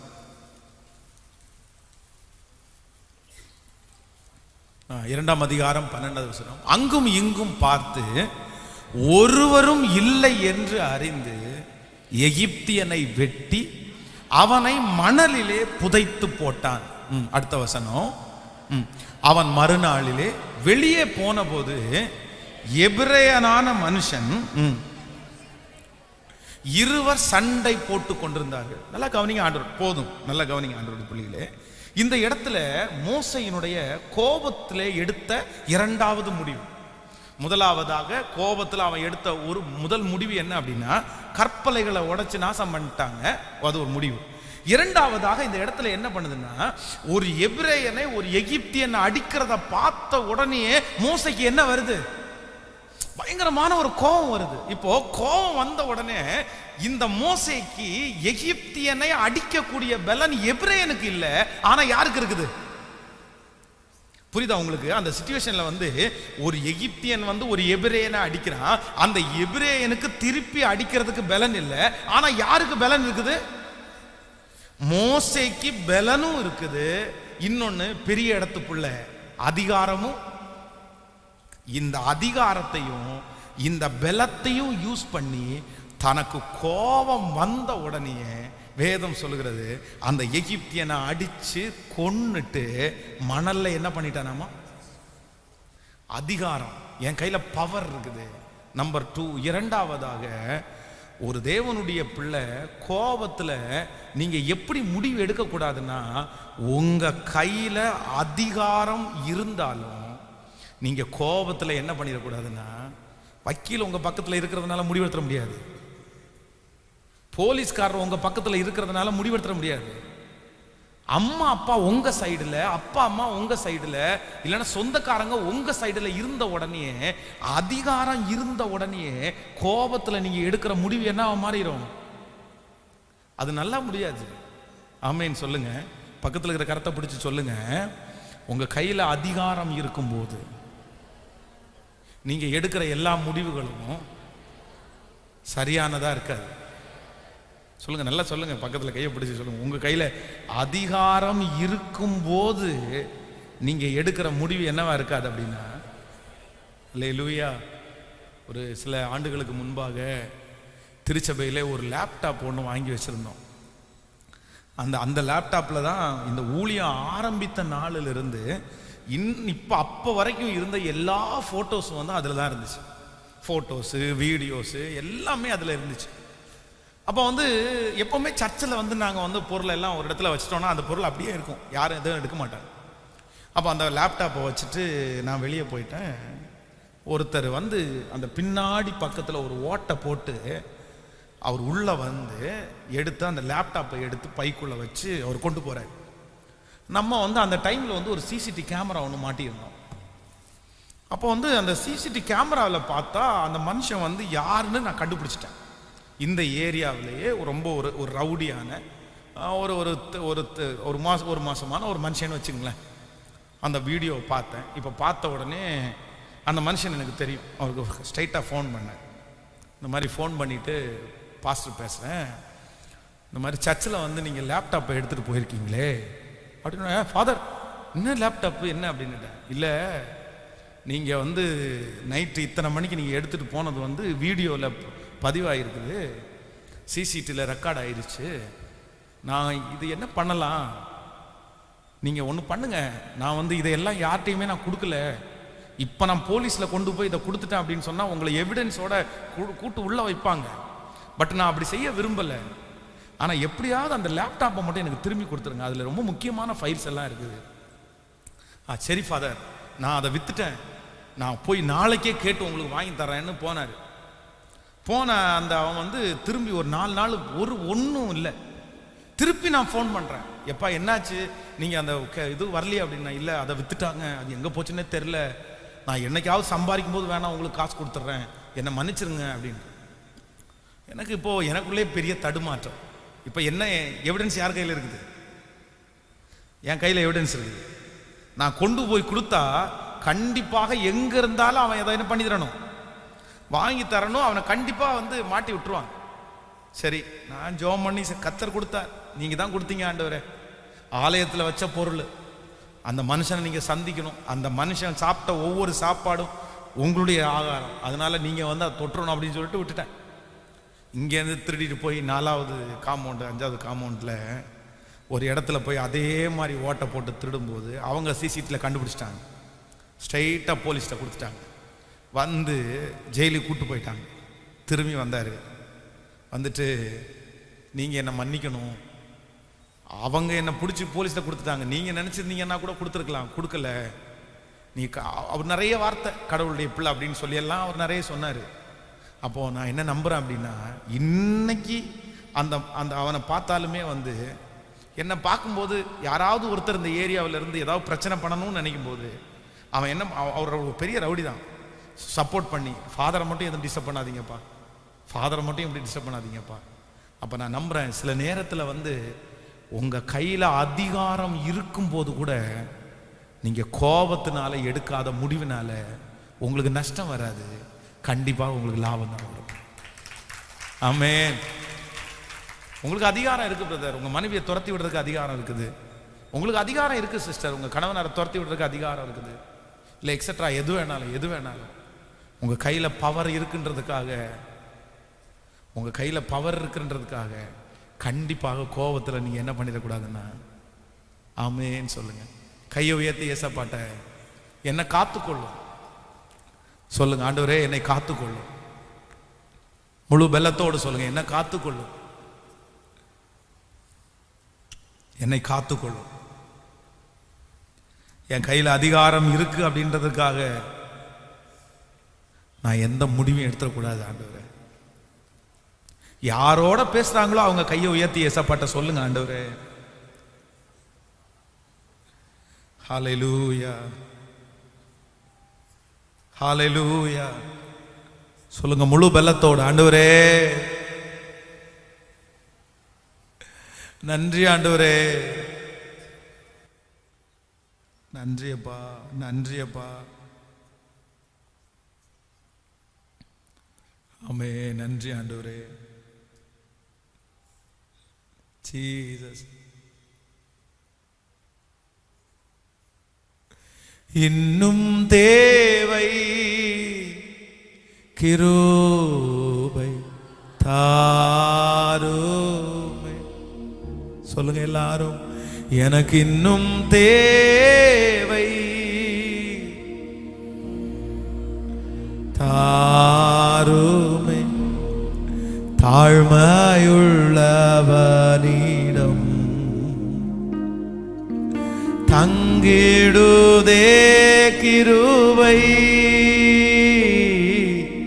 தாழ்மையுள்ளவனிடம் தங்கிடுதே கிருபை. இப்ப சொல்லுவோம், வாழ்நாளெல்லாம் வாழ்நாளெல்லாம் அது போதுமே. சுகமுடன் தம்பலமுடன் வாழ்நாளெல்லாம் அது போதுமே. சுகமுடன் தம்பலமுடன் கையோ சேவை செய்ய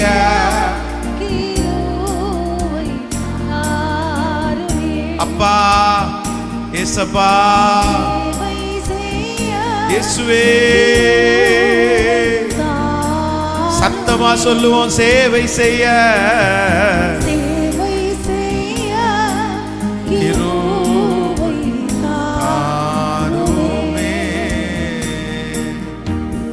ஆண்டவரே, என் பேர்ல நியாயமா இருந்தாலும் கோபத்தினால நான் எந்த முடிவையும் எடுத்துடக்கூடாது.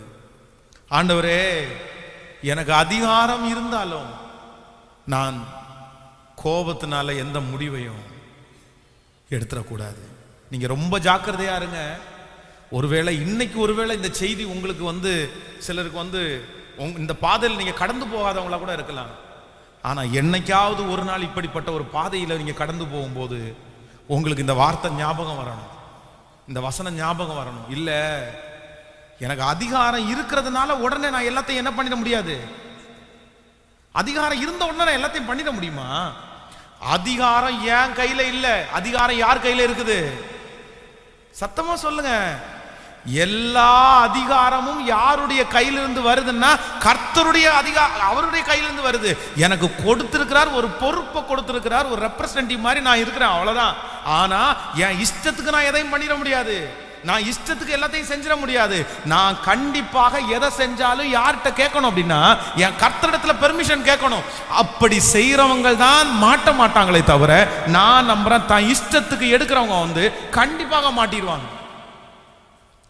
கண்டிப்பா மாட்டிடுவாங்க. எத்தனையோ பேர் அப்படி சந்திச்சிருக்கிற ஆண்டவருடைய பிள்ளையே, எத்தனையோ பேரை சந்திச்சிருக்கிறேன்.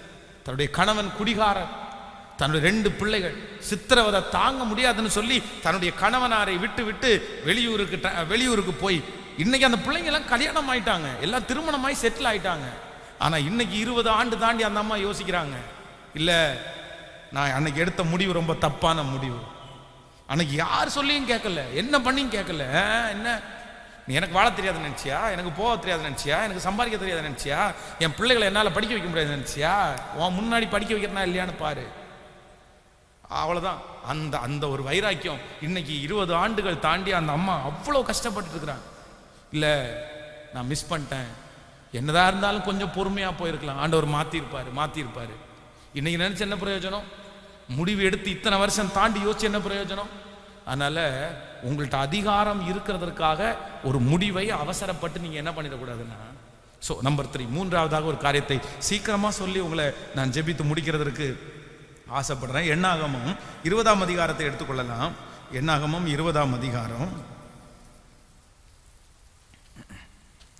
எண்ணாகமம் 20ஆம் அதிகாரத்தில் 8வது வசனத்திலிருந்து வாசிக்கலாமா? எண்ணாகமம் 20ஆம் அதிகாரம் 8வது வசனத்திலிருந்து வாசிக்கலாம்.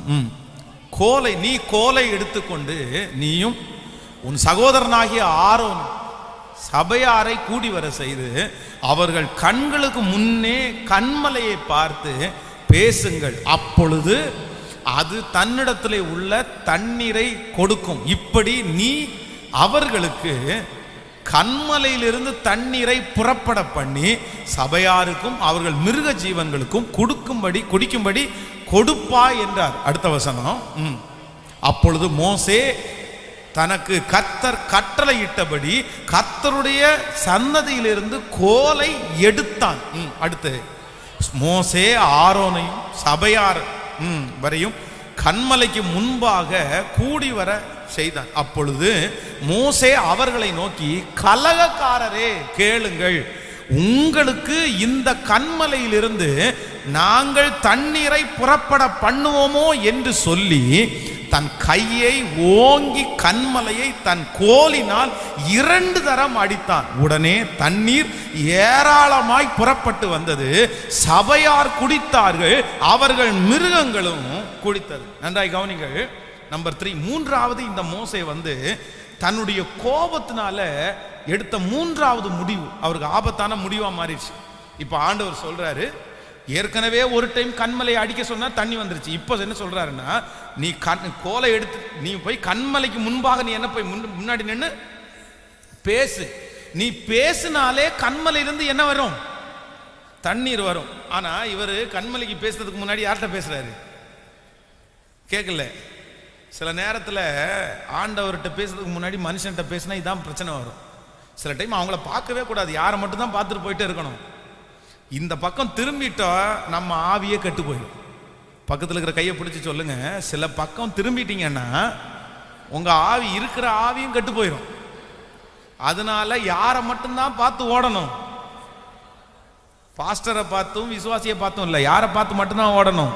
கர்த்தரை பார்த்து மட்டும்தான் ஓடணும். இப்போ இவர் போறாரு, போன உடனே ஜனங்கள் எல்லாம் கூடி வர செஞ்சாரு.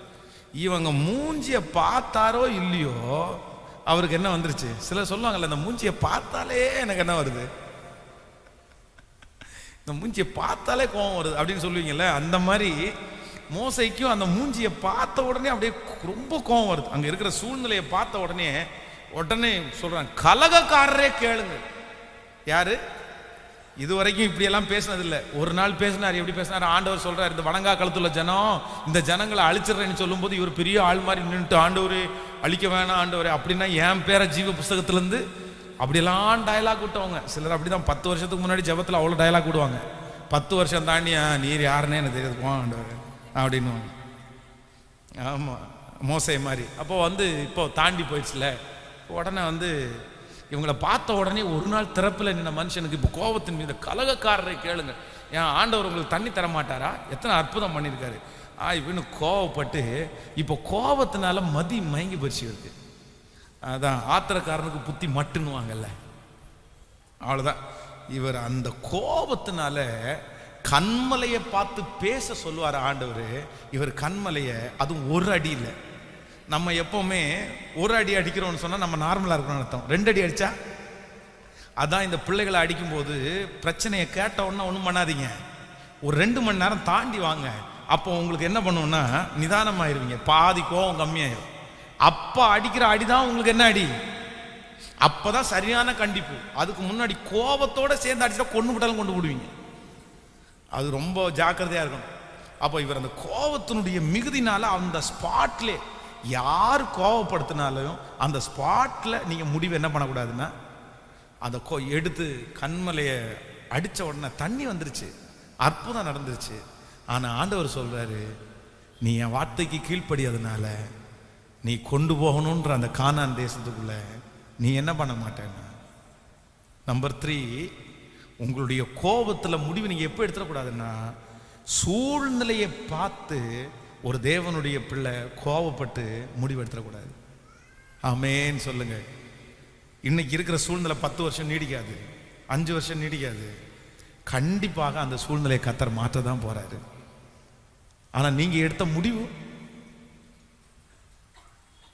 சூழ்நிலை மாறிடும், நீங்க எடுத்த முடிவு மாறாது.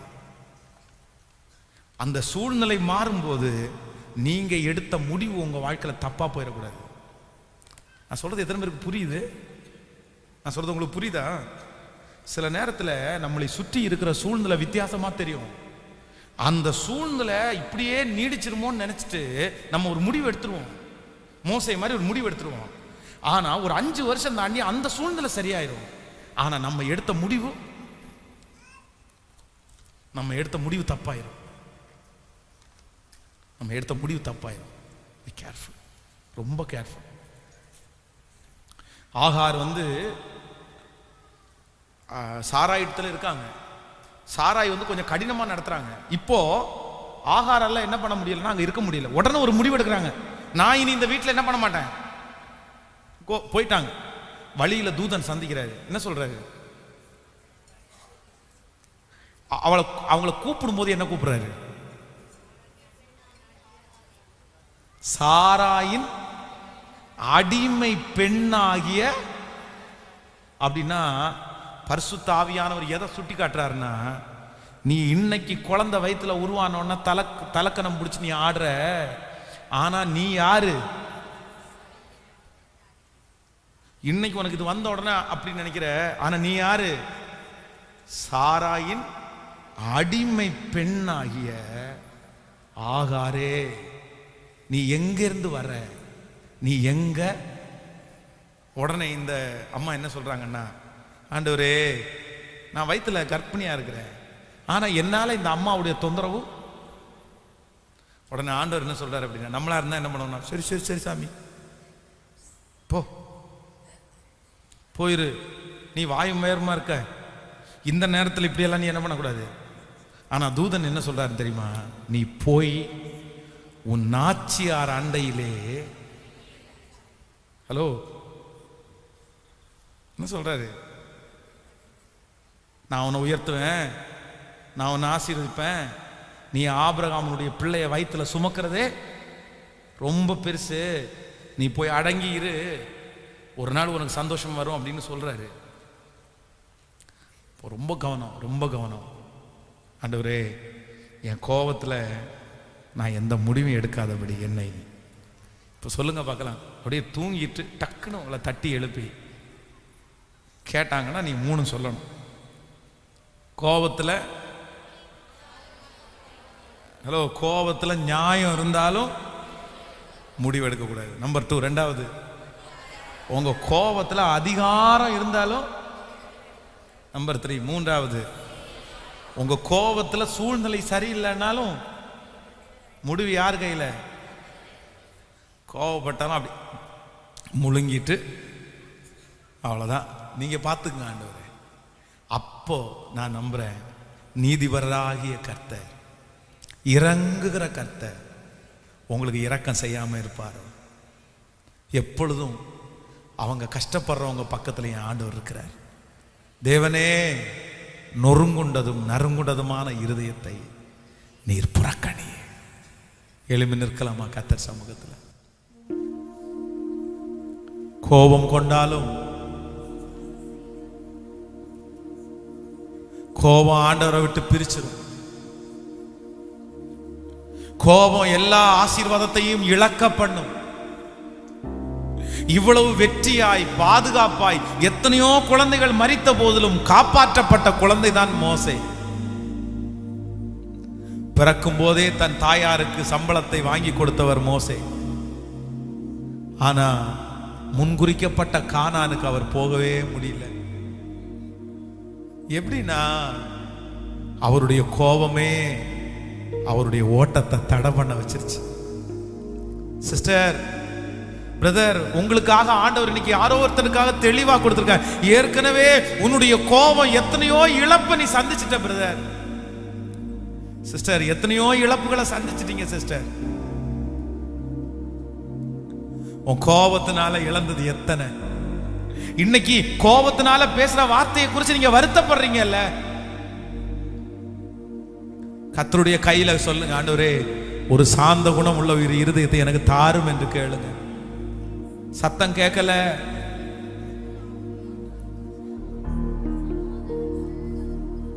ஜீசஸ். இந்த ஒரு நிமிஷம், இந்த வாலிப தம்பிங்க தங்கச்சிங்க கவனிங்க, இந்த டீன்ஸ் பிள்ளைங்க கவனிங்க. இந்த வயசு தான் உங்களுக்கு கோபம் ரொம்ப அதிகமா வர்ற வயசு. தொட்டதுக்கு பிடிச்சதுக்கெல்லாம் கோபப்படும். அதுவும் பெற்றோர்கள்ட்ட தான் கோபம் அதிகமா வரும். ஆனா ஜாக்கிரதை, உங்க அம்மா வடிக்கிற ஒவ்வொரு கண்ணீருக்கும், உங்க அப்பா வடிக்கிற ஒவ்வொரு கண்ணீருக்கும் நீ கண்டிப்பா கணக்கு கொடுக்கணும் தம்பி, கண்டிப்பா கணக்கு கொடுக்கணும் தங்கச்சி. உங்க அம்மா உங்க அப்பா உன்னுடைய கண்ணீரை அவங்களே மன்னிச்சாலும் அந்த கண்ணீருக்கு நீ கணக்கு கொடுத்தே ஆகணும். அதனால நீ ஏன் கோவப்படுற? உனக்கு உனக்கு உனக்கு சாப்பாடு செய்து வைக்கிற உங்க அம்மாட்ட நீ கோவப்படுறியாப்பா? உனக்கு ஊட்டி விடுற அம்மாட்ட அப்பாட்ட நீ கோவப்படுறியாப்பா? நீ நோயாளியா படுத்திருக்கும் போது நீ பேசுற உங்க ஃப்ரெண்டா வந்து உன்னை பார்க்க போறான், உங்க அம்மா தான் உன்னை கூட்டு போய் அங்க போறாங்க, உங்க அப்பா தான் உன்னை கூட்டு அங்க ஹாஸ்பிட்டலுக்கு போறாரு, நீ அவர்கிட்ட கோவப்படுற, அந்த அம்மாட்ட கோவப்படுற. காலையிலேருந்து உன்னை எழும்புற வரைக்கும் உன்னை பார்த்து உனக்காக அழுது, உனக்காக முழங்கால் படிட்டு உங்க அம்மாட்ட உனக்கு எப்படி கோவப்பட தோணுது? உனக்கு மனசாட்சியே இருக்காதாப்பா? உனக்கு மனசாட்சியே இருக்காதாப்பா? ஒன்னும் தெரியாத ஃப்ரெண்டு உன்னை வஞ்சிக்கிறவன், அவன்கிட்ட போயிட்டு கோவப்படுறது இல்லப்பா. சொல்ற நிறைய கணவனர் உங்க மனைவி உங்களுக்காக சாப்பாடை செஞ்சு வச்சுட்டு காத்துட்டு இருக்க, உன் மனைவி காத்துட்டு இருக்கிறாங்க. ஆனா வீட்டுல எழும்பி நடை வாசல்ல கால் வச்ச உடனே உங்க மனைவி அவ்வளவு திட்டுறீங்க. ஒரு டம்ளர் தண்ணிக்கு, ஒரு கிளாஸுக்கு ஒரு கொஞ்சம் மறந்து ஒரு உப்பு ஜாஸ்தியா போட்டதுக்கு என்ன பிரதர் இது? என்ன பிரதர் இது? உன் கோபத்தை எல்லாம் கொஞ்சம் யோசிச்சு பாருங்க. இந்த உன் கோபத்துல ஏதாவது ஒரு நியாயம் இருக்கா? இதே இன்னொருத்தட்ட போய் நீ கோவப்படுவீங்களா? கோவப்பட முடியுமா? நல்லா நினைச்சுக்குங்க, உங்களை நேசிக்கிறவங்க உங்களுக்கு கிடைக்கிறது ரொம்ப ரேர். உங்களை நேசிக்கிறவங்களை நீங்க இழந்துட்டீங்கன்னா உங்க வாழ்க்கையில் இருக்கிற பெரிய இழப்பு அது. உங்களை நேசிக்கிறவங்களை இழக்காதீங்க. ஒரு காலம் தாண்டதுக்கு அப்புறம் சிலருடைய மனசு கல்லாயிரும்பா. சில கணவனாருடைய மனசு கல்லாயிரும், சில மனைவியினுடைய மனசு கல்லாயிரும். இவருக்கு எவ்வளவு செஞ்சாலும் அப்படிதான், இவருக்கு எவ்வளவு செஞ்சாலும் அந்த மாதிரி ஒரு கல்லாக்கிட்டாங்கன்னா அதுக்கப்புறம் கஷ்டம் பிரதர், கஷ்டம் சிஸ்டர். எதுக்கு நீங்க கோவப்படுறீங்க சொல்லுங்க? எதுக்கு கோவப்படுறீங்க? ஒரு ஹோட்டல்ல போய் உட்கார்ந்து 5 நிமிஷம் லேட்டான அவங்களுக்கு கோவம் வருதா? இல்ல. ரோட்ல போகும்போது பசிக்குது, ஒரு சாக்லேட் வாங்கி வாயில போட்டு போறீங்கல்ல, அதே இருந்து வீட்டுல வரும்போது உடைக்கிறீங்களே, அந்த அளவு உங்களுக்கு கோவம் வருதா? மிஞ்சும் கோவத்தை அக்கிரமமா கோவப்படக்கூடாது பிரதர், அனாவசியமா கோவப்படாது. உங்க கோவத்துல நியாயம் இருக்குதா? சரி, ஏதோ ஒரு விதத்துல போற முடிவெடுக்க கூடாது, ஆனா நியாயம் இருக்குதா? கோவத்துல ஒரு நியாயம் இருக்கு. உங்க கோவத்துல என்ன நியாயம் இருக்கு நீ யோசிச்சு பாருங்க. ரொம்ப ரொம்ப கவனம். ஆண்டவருக்கு முன்னாடி நம்ம என்ன வேணா இருக்கணும், நீதியா நிக்கணும், நீதியா நிக்கணும். ஆண்டவரே கேளுங்க, வாலிப தம்பிகள் தங்கச்சி தயவு செய்து நீ ஒப்புக்கொடு சாமி, நீ ஒப்புக்கொடு. நான் நம்புறேன் இன்னைக்கு எனக்கு கர்த்தர் இந்த ஆசீர்வாதத்தை கொடுத்துருக்காருன்னா, என் அம்மா அப்பாவுடைய கண்ணீரை ஒரு நாள் கூட நான் கேட்டதே, ஒரு நாள் கூட எங்க அம்மா அப்பாவுடைய கண்ணீரை வடிக்க வச்சதே இல்லைப்பா. எங்க அம்மா எனக்காக அழுதுருக்காங்க, எங்க அப்பா அழுதுருக்காரு. எது தெரியுமா? 9 மாசம் பெட்ல தூங்காம படுத்து கிடக்குறான் பைத்தியக்காரன மாதிரி. தூக்க மாத்திரை கொடுத்து எனக்கு தூக்கம் வரல. அப்ப எங்க அம்மா என் தலைமாட்டில் உட்காந்து அழுத கண்ணீர் அப்படியே என் மூஞ்சில விழுது. எங்க அப்பா கால் மாட்டு பக்கத்துல உட்காந்து அழுற அந்த கண்ணீர் விழுது எனக்காக. அவங்க அப்பதான் அழுதுருக்காங்களே தவிர ஒரு நாள் கூட யாருக்காகவும் என் அம்மா அப்பாவை கண்ணீர் வடிக்க வச்சதே இல்லைங்க. நான் ஒரு ஃப்ரெண்டோட போயிட்டேன், ஒரு பொண்ணுகிட்ட பேசி எங்க அம்மா அப்பா இதை அப்படிலாம் செஞ்சதே இல்லைங்க. ஏன் அப்படின்னா எங்க அப்பா அப்ப இருக்கும்போதே எங்க அம்மா ஒரே ஒரு முட்டையை கொடுத்தா அந்த முட்டையில ஷேர் பண்ணுவார் எங்க அப்பா. அந்த முட்டையை பிச்சு பிச்சு எல்லாரும் கொடுப்பாரு. எப்படி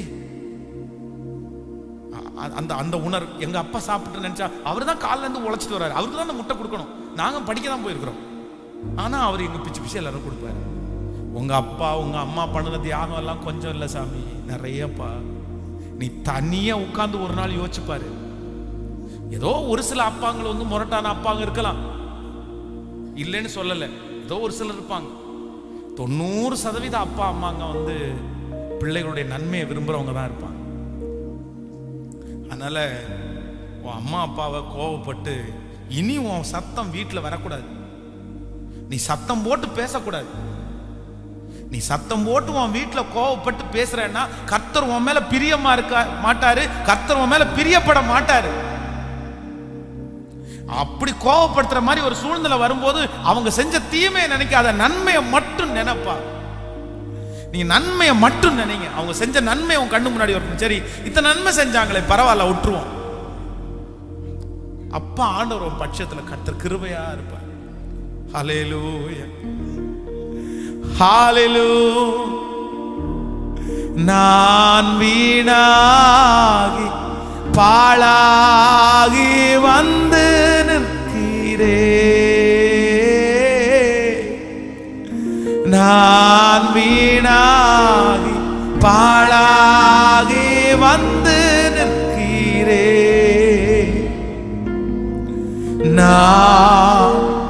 நானாகவே வந்து நிற்கிறே, பிரசனத்தில் வந்து நிற்கிறேன். நீ இன்று என்னை ஏற்றுக்கொள்வீரா, ராஜ்யத்தில் சேர்த்து கொள்வீரா.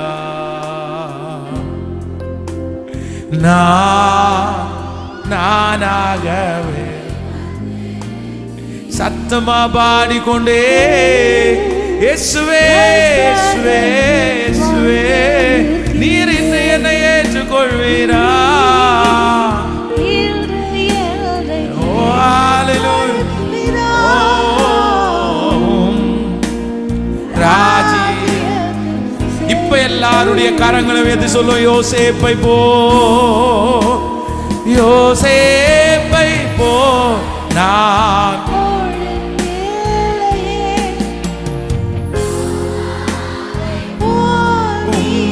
மானும் இல்லை. சொல்லுங்க, யோசேப்பை போ, யோசேப்பை போ, நான் ஒழுங்கில்லையே, நோவாவை போல் நீதிமானும் இல்லையே, ஆபிரகாமை போல் தானியேலை போல உங்களை வேண்டல் ஆண்டவரே.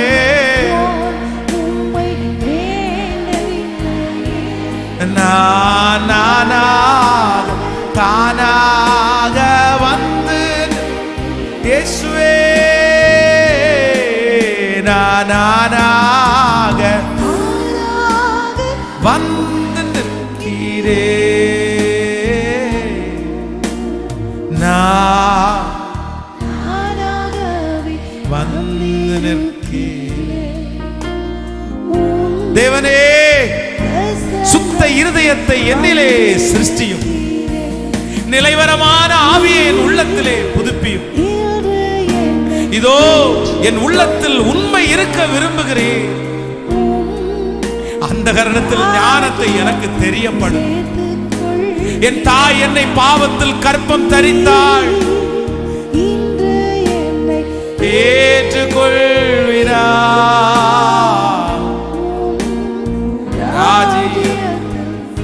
சேர்த்துக்கொள். தகப்பனே, என்னுடைய பிள்ளைகள் எல்லாருக்காகவும் நான் ஜெபிக்கிறேன். கோபம் கொண்டாலும் பாவம் செய்யாது.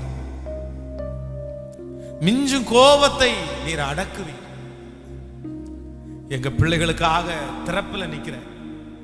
உங்கள் சாந்த குணம் எல்லா மனுஷனுக்கும், எங்க பிள்ளைங்களுடைய சாந்த குணம் எல்லா மனுஷனுக்கும் தெரிகிற அளவிற்கு அந்த கோபத்தை அழிச்சிருங்க ஆண்டவரே. கோபத்தை அழிச்சிருங்க ஆண்டவரே. நான் கோபப்பட்டு எந்த இதுவும் பெற்றுக்கொள்ள முடியாது. எங்களுக்கு தெரியும் எங்க கோபம் என்ன ஆண்டவரை பண்ண போகுது. ஒண்ணுமே பண்ணாதுப்பா. மனுஷனுடைய கோபம் தேவனுடைய நீதியை நடப்பிக்க மாட்டாது. எங்களுடைய கோபம் இந்த உலகத்துல ஒன்னையும் பண்ணாதுன்னு எங்களுக்கு தெரியும்பா. எங்க கோபம் ஒரு மனுஷனை மாத்தாது. எங்க கோபம் ஒரு சமாதானத்தை கொண்டு வராது. எங்க கோபம் ஒரு பணத்தை கொண்டு வராது. எங்க கோபத்துல ஒரு பிரயோஜனமும் இல்லை, எங்களுக்கு தெரியும்பா. அதனால என் பிள்ளைங்க ஒரு புது வருஷத்துக்குள்ள சந்திக்கும் போது அப்படி ஒரு சாந்த குணம் உள்ளவங்களா இவங்க அத்தனை பேரும் பூமிக்கு கையெழுத்து வைக்கணும். இவங்களை நம்பி கர்த்தரை அப்படி தரணும். சாந்த குணம் உள்ளவர்கள் பூமியை சுதந்தரிப்பார்கள். இந்த பூமியில கர்த்தர் அவர்களை சாட்சிகளா நிறுத்தணும்.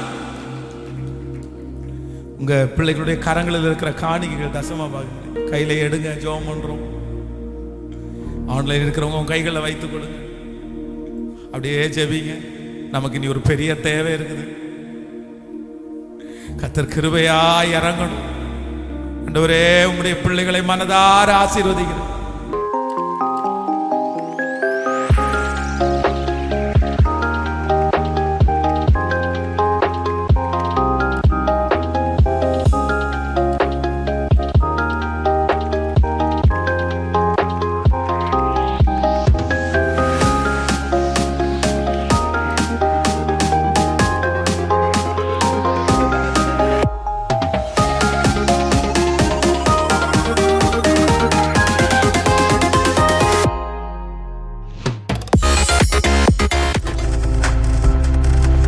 நீங்கள் பார்த்துக் கொண்டிருப்பது உங்கள் ஜாய் டிவி. உங்கள் துக்கம் சந்தோஷமாய் மாறும்.